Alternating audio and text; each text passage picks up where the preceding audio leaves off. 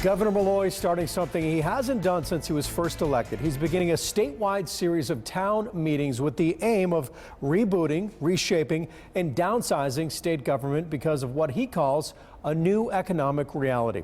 He's holding his first town hall tomorrow night, but took time today to talk exclusively about it with Chief Political Correspondent Mark Davis, who joins us with the very latest on this tonight. Good evening, Mark.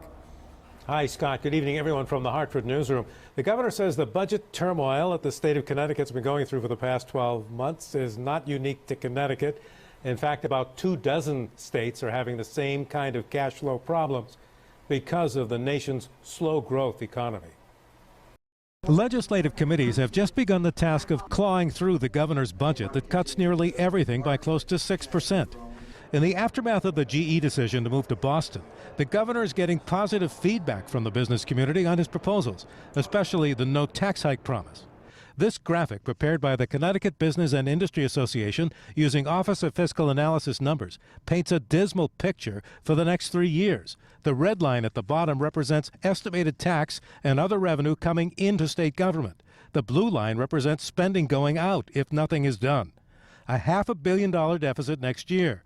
That's why the governor is calling for about $500 million in spending cuts. Republicans and Democrats and independents around the country have thought that our recovery from the Great Recession would be like every other recovery, and it is not. This is a permanent slow growth, or at least a long-term slow growth economy. The budget-writing legislative committees have been put on notice that even with the huge cut this year, it will take another 9% cut next year.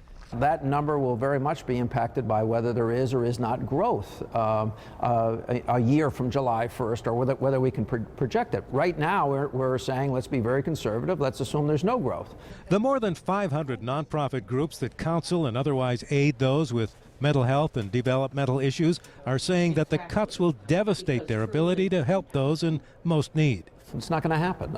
First of all, we're going to take care of our citizenry. We are concentrating on that population, and we're going to make sure that that doesn't happen. I mean, don't be surprised around this building that people yell that the sky is falling. I mean, you know, that's a ritual. What's their alternative? That we just tax everybody and you know, last person here turn out the lights?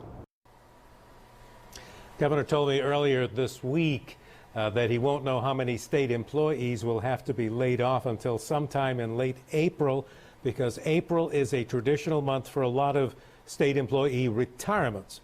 And until he knows that number, he won't know how many will have to get pink slips. Live from the Hartford newsroom, Mark Davis, News 8.